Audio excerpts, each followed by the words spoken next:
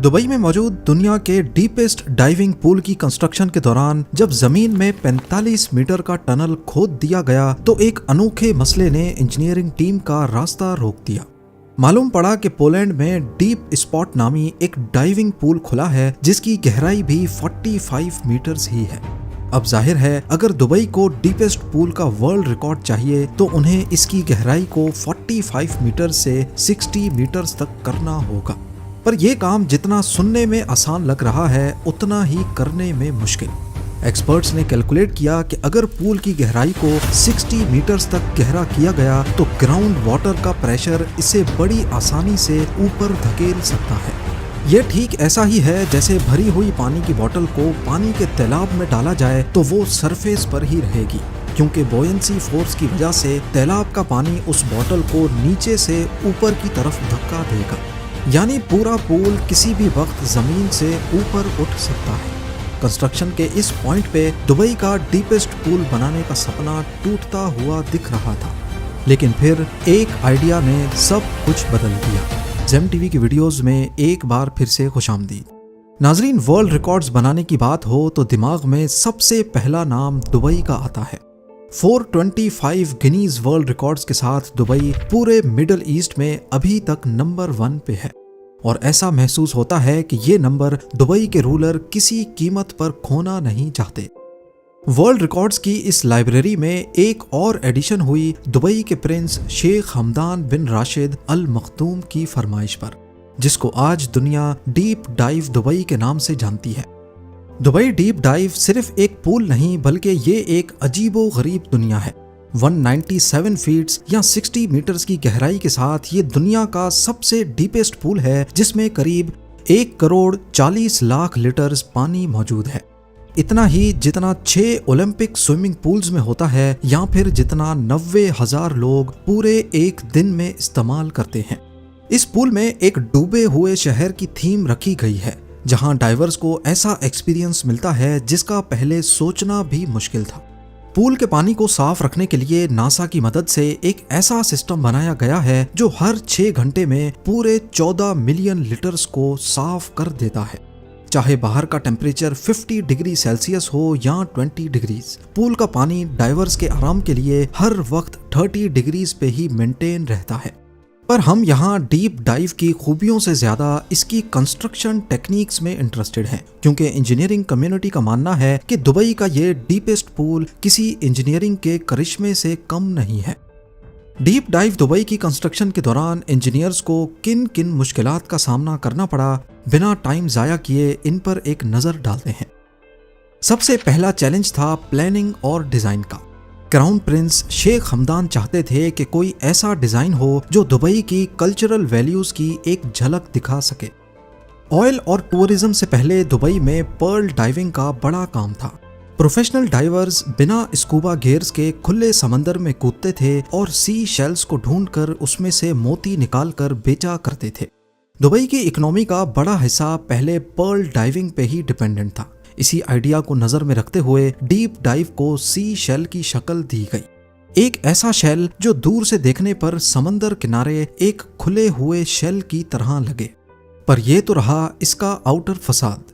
फैसला अब यह करना था कि इसके अंदर दुनिया का डीपेस्ट डाइविंग पूल कैसे बनाया जाएगा। दुनिया भर से आर्किटेक्ट्स और इंजीनियर्स बुलवाए गए जो इस प्रोजेक्ट के लिए रियलिस्टिक आइडियाज दे सकें। सबसे आसान तरीका था कि 45 मीटर्स ऊंची एक मजबूत बिल्डिंग खड़ी की जाए और उसके अंदर पानी भरा जाए। पर इस आइडिया में एक मसला था। ये पूल 45 मीटर्स गहरा तो बन जाएगा, लेकिन वर्ल्ड रिकॉर्ड बनाने की शर्त यह है कि पूल जमीन के ऊपर नहीं बल्कि इसके नीचे बना हुआ हो। दूसरा ये कि दुबई एक बहुत गर्म शहर है। अगर पूल जमीन से ऊपर बिल्डिंग में बनाया गया तो माहौल की गर्मी पूल के एटमॉस्फेयर को भी अपनी लपेट में ले सकती है। दुबई के क्राउन प्रिंस चाहते थे कि एक ऐसा पूल बने जिसके न सिर्फ डिजाइन बल्कि उसकी गहराई के बारे में भी दुनिया बातें करे। तभी फैसला किया गया कि दुनिया का सबसे गहरा डाइविंग पूल जमीन के नीचे खोदा जाएगा। जमीन में एक शाफ्ट खोदी जाएगी जो हॉरिजॉन्टल नहीं बल्कि वर्टिकल होगी। और यहीं से शुरुआत हुई एक नए चैलेंज की, और वो था एक्सकवेशन। इंजीनियरिंग टीम का चैलेंज एक ऐसी शाफ्ट खोदने का था जो चौड़ाई में 65 फीट्स और गहराई में 147 फीट्स होगी। इस शाफ्ट को सिर्फ खोदना ही नहीं बल्कि इसके बॉर्डर पर एक दीवार भी खड़ी करनी थी जो इस शाफ्ट को कोलैप्स होने से भी रोकेगी। इंजीनियरिंग की जबान में इस दीवार को डायाफ्राम वॉल कहा जाता है। इस काम को अंजाम देने के लिए एक खास एक्सकवेटर मंगाया गया। मशीन की मदद से 147 फीट्स की गहराई तक एक पिलर जितनी चौड़ाई का खड्डा खोदा गया। फिर इसमें स्टील केज डालकर कंक्रीट भर दिया गया और फिर इसी तरीके से छोटे छोटे चंक्स में पूरी डायाफ्राम वॉल बनाई गई। इस पूरे प्रोसेस में टोटल 2 महीने से भी ज्यादा का वक्त लग गया। इसके बाद काम शुरू हुआ खुदाई का। प्लान ये था कि 5-5 मीटर करके खुदाई की जाएगी 45 मीटर्स नीचे तक, जहां तक डायाफ्राम वॉल मौजूद है। पर पहले 5 मीटर्स की खुदाई के बाद ही एक नया चैलेंज उनका इंतजार कर रहा था, ग्राउंड वाटर से निपटने का। डायाफ्राम वॉल बनाने के बाद जब एक्सकवेशन का काम शुरू हुआ तो 8 मीटर्स के बाद ही जमीन के नीचे से पानी निकल आया। अब क्योंकि डायाफ्राम वॉल चंक्स में बनाई गई थी, इसी वजह से इसमें छोटे छोटे गैप्स मौजूद थे और इन गैप्स में से ग्राउंड वाटर आसानी से निकलकर टनल के बीच में जमा होना शुरू हो गया। ग्राउंड वाटर को मैनेज किए बगैर एक्सकवेशन का काम जारी रखना मुमकिन नहीं था। इस मसले से निपटने के लिए पंप्स लगाए गए जो लगातार पानी को बाहर निकालते रहे और साथ साथ एक्सकवेशन का काम भी चलता रहा। अगले 2 सालों तक खुदाई होती रही और इस पूरे अरसे के दौरान पंप्स भी लगातार चलते रहे। दुबई डीप डाइव के लिए टोटल 45,000 टन मिट्टी, रेत और पत्थर का मलबा बाहर निकाला गया। एक्सकवेशन के बाद जब पंप्स को बंद किया गया तो टनल में दोबारा से पानी भरने लगा। इस सूरत में जरूरी था कि पहले डायाफ्राम वॉल को अच्छी तरह वाटर प्रूफ बनाया जाए। अगले कई महीनों के दौरान डायाफ्राम वॉल की वाटर प्रूफिंग की गई और उसके बाद जाकर वाटर पंप्स को बंद किया गया। डायाफ्राम वॉल, टनल की खुदाई और ग्राउंड वाटर को रोकने के लिए वाटर प्रूफिंग में टोटल 3 साल से भी ज्यादा का वक्त लग गया। अब इंजीनियरिंग टीम पहले ही काफी लेट हो चुकी थी। एक एक दिन कीमती था, पर इसी दौरान डीप डाइव की कंस्ट्रक्शन प्रोसेस में एक नई मुसीबत खड़ी हो गई, डिजाइन में तब्दीली। जब डायाफ्राम वॉल भी तैयार हो गई, एक्सकवेशन भी हो गई और ग्राउंड वाटर को भी मैनेज कर लिया गया, एन उस मौके पे खबर मिली कि पोलैंड के कैपिटल वॉर्सो के करीब डीप स्पॉट नामी एक डीप डाइविंग पूल खुला है और उसकी डेप्थ भी 45 मीटर्स या 147 फीट्स ही है। ये खबर पूरी डीप डाइव की प्रोजेक्ट टीम पर बिजली बनकर गिरी, क्योंकि उन्होंने अभी तक जितनी भी मेहनत की थी वो वर्ल्ड रिकॉर्ड बनाने के लिए ही की थी। नॉर्मली इस किस्म के जितने भी प्रोजेक्ट्स होते हैं इनमें ज्यादातर डिटेल्स को सीक्रेट रखा जाता है और ऐसा ही कुछ इस केस में हुआ था। दुबई के क्राउन प्रिंस को जब ये बात पता चली तो उन्होंने फरमाइश की कि डीप डाइव की गहराई को और ज्यादा करके वर्ल्ड रिकॉर्ड अभी भी आसानी से बनाया जा सकता है।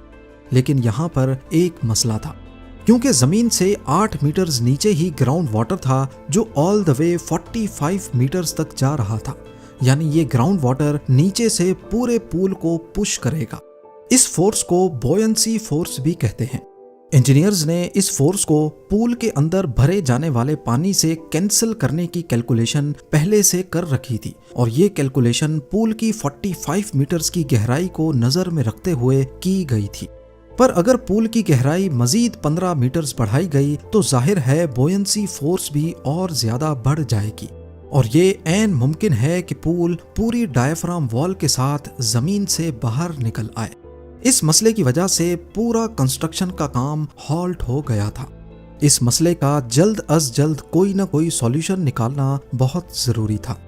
बहुत रिसर्च के बाद आखिरकार एक सॉल्यूशन निकाल ही लिया गया। एक तो ये कि टनल में एक्स्ट्रा 15 मीटर्स की खुदाई होगी, पर इन एक्स्ट्रा 15 मीटर्स का डायामीटर पहले 45 मीटर्स के डायामीटर से तकरीबन आधा होगा। इससे होगा ये कि बॉयंसी फोर्स का एरिया कम हो जाएगा। और दूसरा ये कि टनल के नीचे अंडर रीमिंग बेस बनाई जाएगी। अंडर रीमिंग बेस एक ऐसी टेक्निक को कहते हैं जिसमें स्ट्रक्चर की फाउंडेशन के नीचे जमीन में एक एंकर नुमा चीज गाड़ी जाती है। जिस तरह एक एंकर पूरी शिप को रोके रखता है, ऐसे ही अंडर रीमिंग भी पूरे स्ट्रक्चर को जमीन के साथ खींच के रखती है। इस तरीके से डीप डाइव दुबई की डेप्थ को 45 मीटर से 60 मीटर्स तक एक्सटेंड किया गया और पूरा प्रोजेक्ट एक बार फिर से गिनीज बुक के लिए एलिजिबल हो गया। पर मसले अभी भी टले नहीं थे। जैसे ही दिन गुजरते जा रहे थे, 60 मीटर्स गहरे टनल को बगैर पानी के रखना भी खतरे से भरपूर था, क्योंकि बोयंसी फोर्स को कैंसिल करना पूल के अंदर मौजूद पानी से ही मुमकिन था। अगर ज्यादा देर तक इसे खाली रखा गया तो पूरा स्ट्रक्चर ग्राउंड वाटर की वजह से ऊपर उठ सकता है। अब बारी थी इसमें 1 करोड़ 40 लाख लीटर्स पानी भरने की। पर मसला ये था कि दुबई की वाटर सप्लाई अथॉरिटी बहुत लिमिटेड पानी दे सकती थी, और अगर इसी स्पीड से पानी भरा गया तो पूल को भरने में 3 महीने लग सकते हैं। डेडलाइन पर पूरा उतरने और इस काम को जल्दी अंजाम देने के लिए दुबई वाटर अथॉरिटी की सप्लाई के साथ साथ 100 से ज्यादा वाटर टैंकर्स भी मंगाए गए। डीप डाइव के ग्रैंड स्केल का अंदाजा आप इस बात से लगा लें कि इसके बावजूद पूल को भरने में 1 महीना लग गया। यहाँ आपको बताते चलें कि पानी भरने से पहले इसके अंदर पहले डूबे हुए शहर की थीम बनाई गई और बाद में पानी भरा गया था। पानी भरने के बाद भी बहुत सारे नए चैलेंजेस का सामना करना पड़ा, जैसा कि कुछ मटेरियल्स पर जंग लगने लगा और कुछ आइटम्स पानी भरने के बाद फ्लोट करने लगे। फिर उन्होंने ऐसे आइटम्स के अंदर सुराख करके एक्स्ट्रा वेट भरा ताकि वो फ्लोट ना कर सके। सारी फिनिशिंग करने के बाद 2021 में पहले डीप डाइव को स्पेशल गेस्ट के लिए खोला गया और फिर पब्लिक के लिए 2022 में। डीप डाइव दुबई पे आने वाला खर्चा अभी तक दुबई गवर्नमेंट की तरफ से सीक्रेट रखा गया है, क्योंकि उनकी नज़र में ये एक प्राइसलेस प्रोजेक्ट है। इस बारे में आपकी क्या राय है, मुझे कमेंट सेक्शन में ज़रूर बताइएगा। उम्मीद है जेम टीवी की ये वीडियो भी आप लोग भरपूर लाइक और शेयर करेंगे। मिलते हैं अगली शानदार वीडियो में।